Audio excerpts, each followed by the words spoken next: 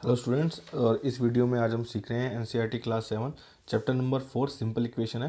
Exercise number 4.1। ठीक है, तो जब ये एक्सरसाइज हम शुरू करेंगे, इस एक्सरसाइज को शुरू करने से पहले हम कुछ बेसिक चीज़ें सीख लेंगे कि वैल्यूज़ कैसे रखते हैं, वैल्यूज़ कैसे निकालते हैं, और इस चैप्टर का असल में कंसेप्ट क्या है। अगर हम वो सीख गए, बेसिक सीख गए, हमारे बेसिक क्लियर हैं, तो ये चैप्टर बिल्कुल आसानी से हो जाएगा। अदरवाइज़ ये दिक्कत करेगा। ठीक है, और क्योंकि ये सिंपल इक्वेशन है जो 7 क्लास में पहली बार इंट्रोड्यूस होता है, तो इसलिए यहीं पर हम सारी चीज़ें क्लियर कर लेंगे ताकि बाद में कोई प्रॉब्लम ना हो हमें। ठीक है, तो हम पहले इसके बेसिक्स कर लेते हैं। तो सिंपल इक्वेशंस क्या होती हैं? इक्वेशंस वो होती हैं जो कि हमें किसी चीज़ को, अननोन चीज़ को फाइंड करने के लिए दी जाती है या बनाई जाती है। जैसे मान लीजिए मैं कहूँ कि यह है x+4 = 2 ले लूँ मैं, तो इसका मतलब जो x है ये हमारा अननोन है, हमें पता नहीं है, यही हमें फाइंड करना है। तो इसी को फाइंड करने के लिए हम इक्वेशंस बनाते हैं। इस तरह से कोई रिलेशन होगा, और देखिए x+4 का मतलब क्या है, इसके साथ जो इसका रिलेशन है वो प्लस का रिलेशन है, मतलब ये प्लस हो रहा है इसके साथ। ठीक है, और रिजल्ट हमें क्या मिलने वाला है, 2 मिलने वाला है। तो इसके साथ कोई रिलेशन है इसका, वो है प्लस, और ये अननोन है, हमें पता नहीं है, यही इस इक्वेशन को सॉल्व करके फाइंड करते हैं। तो हमें क्या करना पड़ता है, देखिए जितने भी ये ए होते हैं, ए हो गया, बी हो गया, ठीक है ना, सी हो गया, ये डी हो गया, जितने भी होते हैं ये सारे क्या होते हैं, हमारे वेरिएबल होते हैं। ठीक है, और जितने भी ये नंबर होते हैं, मान लीजिए जैसे 4x है, तो ये जो 4 है इसके साथ, इस ये हमारा होता है कोफिशिएंट। ठीक है, इसको हम कोफिशिएंट बोलते हैं, इसको कोफिशिएंट बोलते हैं। तो जितने भी नंबर होते हैं ना हमारे 1 2 3 4 जिसके साथ होते हैं वो कोफिशिएंट होते हैं, और ये होता है हमारा, ये हमारा वेरिएबल होता है। तो ये चीज़ हमें पता होनी चाहिए। अब ये देखिए, कोई भी इक्वेशन अगर हम देंगे, तो ये मान लीजिए ये ऐसे है, कुछ x+5 = 8 है मान लीजिए। तो ये यहाँ पर, अब देखिए यहाँ पर हमें पता नहीं है, ये अननोन है, हमें पता ही नहीं है ये क्या है। ठीक है, लेकिन हमें ये पता है कि जब ये प्लस हो रहा है तो इसके साथ 5 प्लस हो रहा है, तो ये इसका रिलेशन हो गया, ये इक्वेशन बन गई ऐसे। और ये हमें 8 दे रहा है। ठीक है, तो ये 8 कब आएगा, तब ये इसके साथ 3 प्लस हो जाएगा। ये हमने कैसे पता किया, तब ये 5 इसमें से माइनस हो जाएगा तो 3 आ जाएगा, और यहाँ पर ये +5 हो रहा है। तो हमने क्या किया, x ले लेंगे हम 8 - 5, तो x आ जाएगा आपका 3। तो ये वो 3 नंबर है, करके देख लीजिए, 3 + 5 क्या हो जाएगा आपका, 8 हो जाएगा। ठीक है, ऐसी वैल्यूज़ रख के देखनी है हमने। और अब हमेशा क्या करना पड़ता है हमें, कुछ चीज़ें इसमें ऐसी भी होती हैं, जैसे कि मान लीजिए x+6 = 9 है, तो जो इक्वल है आपका, ये इक्वल है, इस इक्वल के जो राइट साइड में है, ठीक है, इक्वल के सॉरी लेफ्ट साइड में, जो इसको कहते हैं हम लेफ्ट हैंड साइड। ठीक है, ये है आपकी लेफ्ट हैंड साइड, और इक्वल के इस साइड जो है इसको कहते हैं हम राइट हैंड साइड। ठीक है, इसको RHS से दिखाते हैं, left hand side, left hand side, right hand side. ठीक है, RHS LHS ये होती है। इसका एक सिंपल सा रूल ये भी है कि जब हम कभी भी क्या करते हैं, ट्रांसपोज करते हैं। ठीक है, ट्रांसपोज करना क्या होता है, ट्रांसपोज क्या होता है, अब हम ट्रांसपोज सीखेंगे। ठीक है, अभी भी मैंने बताया आपको कि ये जो इक्वल होता है, ठीक है, इसके इस साइड तो लेफ्ट हैंड LHS होती है, ठीक है ना, लेफ्ट हैंड साइड है, और इसके इस साइड होती है RHS, राइट हैंड साइड है। तो जब भी हम क्या करेंगे, जब माइनस को ट्रांसपोज करेंगे, माइनस के किसी भी नंबर को हम ट्रांसपोज करके यहाँ लाएंगे, तो ये पॉजिटिव बन जाएगा। ठीक है, जब भी ये यहाँ आएगा तो क्या बन जाएगा, पॉजिटिव बन जाएगा। या ये इस तरफ जाएगा प्लस का, तो ये माइनस हो जाएगा। या तो नेगेटिव इस साइड आ जाए, चाहे इस साइड आ जाए, कहीं भी जाएगा। मतलब कहने का मतलब ये कि जब भी अपनी ये जगह चेंज करेगा ना, तब ये लेफ्ट साइड जाएगा या राइट साइड जाएगा, तो माइनस का क्या हो जाएगा, प्लस हो जाएगा। और अगर मान लीजिए कोई नंबर प्लस का है, ये ट्रांसपोज होकर यहाँ आ रहा है, तो ये माइनस हो जाएगा। ठीक है, और अगर ये प्लस का यहाँ जाता तो ये माइनस हो जाता। ठीक है, अब क्या करेंगे हम, अगर मान लीजिए कोई डिवाइड में ऐसे दिया हुआ है हमें, और ये वहाँ जा रहा है, तो ये क्या हो जाएगा, मल्टीप्लाई हो जाएगा। और ये मल्टीप्लाई जो है, ये अगर इक्वल के उस साइड जा रहा है, तो ये क्या हो जाएगा, डिवाइड हो जाएगा। ठीक है, अब सेम चीज़ यहाँ पर होती है, मैंने क्या बताया था, लेफ्ट साइड से जब राइट साइड में जा रहे हैं, तभी क्या हो रहा है, ये लेफ्ट साइड से राइट साइड में जा रहे हैं तो निशान बदल रहे हैं, नेगेटिव का पॉजिटिव, ठीक है, पॉजिटिव का नेगेटिव, डिवाइड का मल्टीप्लाई, मल्टीप्लाई का डिवाइड। और यही चीज़ कब लागू होती है, जब यही सारी चीज़ें राइट से लेफ्ट जाएंगी। अगर मान लीजिए ये प्लस है और ये लेफ्ट साइड में चला गया, तो ये नेगेटिव बन जाएगा, और ये माइनस है, ये राइट साइड में जाएगा, तो फिर ये प्लस बन जाएगा। ठीक है, मल्टीप्लाई है, लेफ्ट साइड में जाएगा तो ये डिवाइड बन जाएगा, डिवाइड है, लेफ्ट साइड में जाएगा तो ये मल्टीप्लाई बन जाएगा। ठीक है, ये हमें हमेशा याद रखना पड़ता है कि जब भी हम ट्रांसपोज कर रहे हैं तो उन चीज़ों को क्या करते हैं, हमेशा हम निशान बदल देते हैं, उनके फंक्शन बदल जाएंगे। नेगेटिव का माइनस का प्लस, प्लस का माइनस, डिवाइड का मल्टीप्लाई, मल्टीप्लाई का डिवाइड हो जाएगा। इनके फंक्शन बदल जाएंगे, इनके निशान बदल जाएंगे। अच्छा, एक चीज़ और भी होती है यहाँ पर, जैसे कि हम ये कर लेते हैं 3x, ठीक है, और इज इक्वल टू मान लीजिए 4 है। तो जब भी कभी आपको ऐसा दिखे ना कि 3/2x इक्वल टू 4 है, तो यहाँ पर क्या करना है आपने, वेरिएबल्स एक साइड रखते हैं और नंबर्स को एक साइड ले आते हैं। तो मैं लेफ्ट साइड में छोड़ दूंगा इसको, यहाँ पर x को यहीं रख लूँगा, और ये 4 हो जाएगा, और ये क्या जाएगा वहाँ पर जाएगा। ये 3/2 है तो मल्टीप्लाई का निशान लगा के इसको 2/3 बना लेंगे। ठीक है, कुछ नहीं करना, जस्ट ये, क्योंकि देखिए 2 इसका मतलब इससे डिवाइड हो रहा है तो यहाँ जाके मल्टीप्लाई बन गया, 3 इससे मल्टीप्लाई हो रहा है तो यहाँ के डिवाइड हो गया। तो सिंपल हमें बस ये याद रखना है कि जब भी हमें क्या करेंगे कि 3/2 कुछ भी अगर ऐसे फ्रैक्शन नंबर के साथ मल्टीप्लाई दिया हुआ वेरिएबल को, तो खाली जगह बदलनी है। जगह बदलने के बाद क्या करना है, मल्टीप्लाई कर देना है। मल्टीप्लाई करने के बाद इसको ऊपर नीचे कर देना है। ठीक है, न्यूमरेटर को डिनोमिनेटर बना देना है, डिनोमिनेटर को न्यूमरेटर बनाना है। देखना यहाँ 3/2 था तो मैंने यहाँ क्या कर दिया, मल्टीप्लाई ला के इसको 2/3 बना दिया। ये रूल है सिंपल ही। ठीक है, और दूसरी बात क्या है, एक और सिंपल रूल है।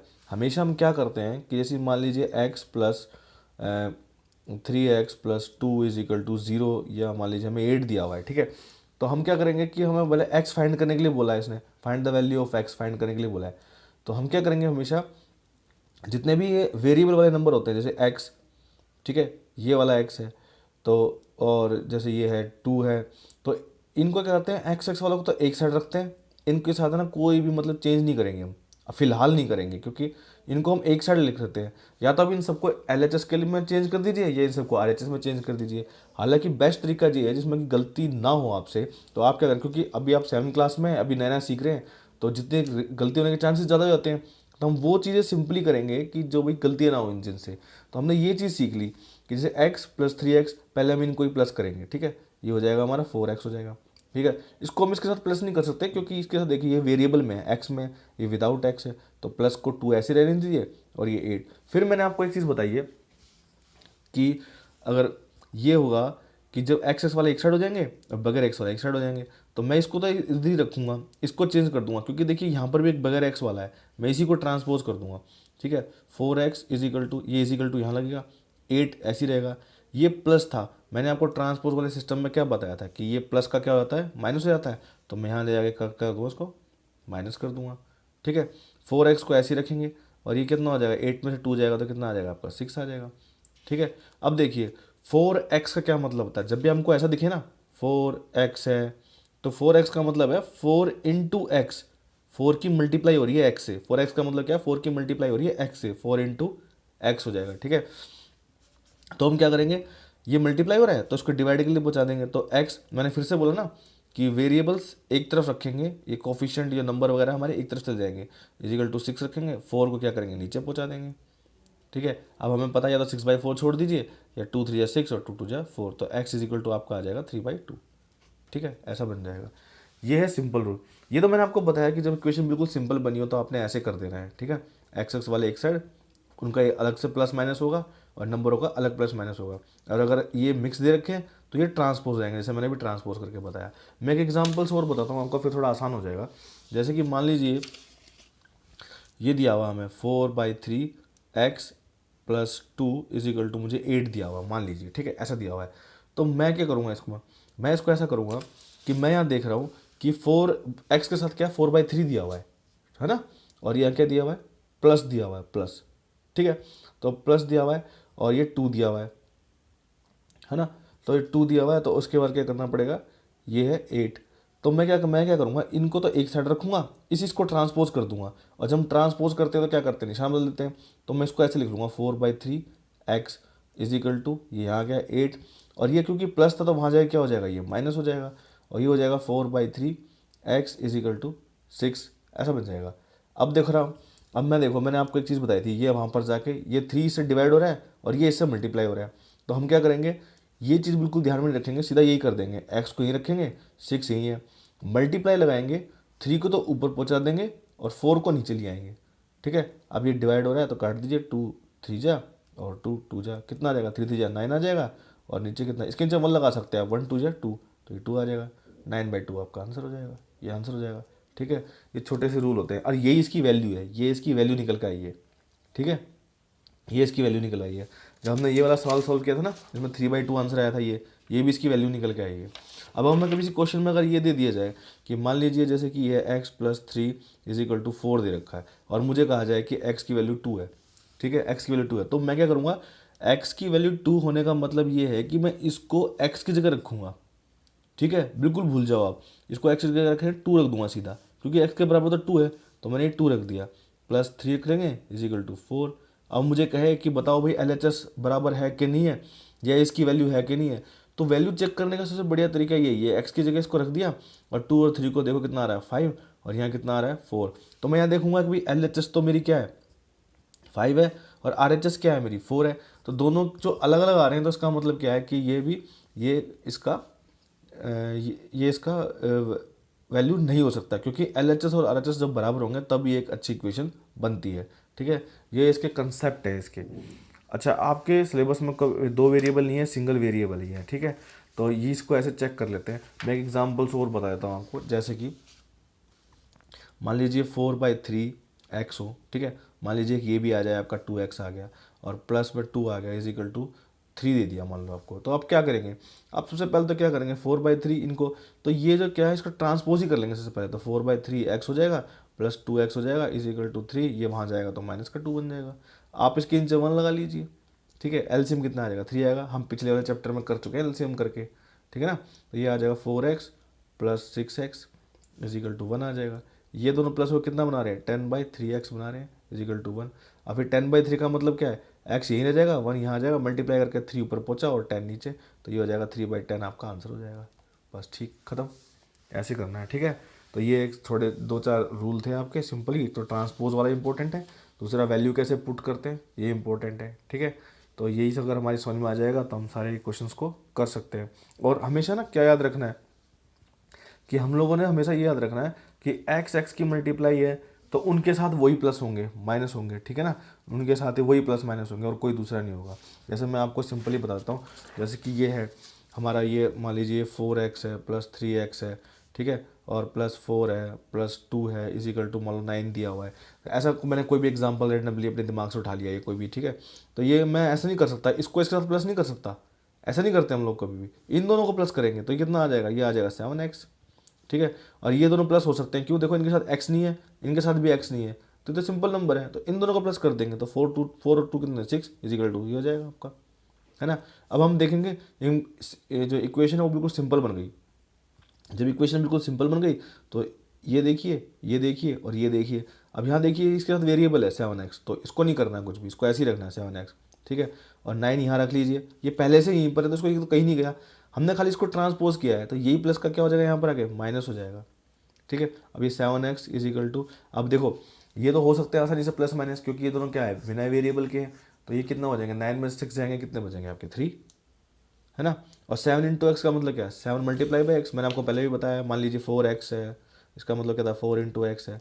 3x का मतलब क्या है 3 × x है। ठीक है, मान लीजिए 3m है, तो इसका मतलब ये होता है 3 × m होता है। तो ये कितना हो जाएगा x = तो मल्टीप्लाई, तो वहाँ जाके हो जाएगा डिवाइड। डिवाइड के लिए जब भी ऐसा नंबर आएगा डिवाइड, तो डिवाइड का मतलब ये नहीं होता कि आप उसको डिवाइड करते हैं बड़े वाला डिवाइड को जाके ऐसे, जैसे ठीक है ऐसा नहीं करना है इसको, जैसे कि ये कर दिया तो जी हम डिवाइड कर रहे हैं 3 से, ऐसे ऐसा नहीं करना है। ये इसके नीचे चला जाएगा, ऐसे सिंपल इसके नीचे चला जाएगा, नीचे का मतलब डिवाइड ही होता है। ठीक है, क्योंकि देखो हमने ऐसे ही नहीं करते, जैसे कि ये मान लीजिए 4 है, ये मान लीजिए 2 है। ठीक है, मैं आपको छोटी से छोटी चीज़ भी बता रहा हूँ। ठीक है, देखो अब इसका मतलब क्या है, ये भी तो डिवाइड ही हो रहा है ना। 2 × 1 = 2, 2 × 2 = 4, 2 ही तो आ गया। 2/1 को हम 2 तो लिख सकते हैं, 2 आ गया, है ना। 1 तो हम किसी के जो नंबर जिसके डिनोमिनेटर नहीं होता उसके नीचे लगाते हैं हम।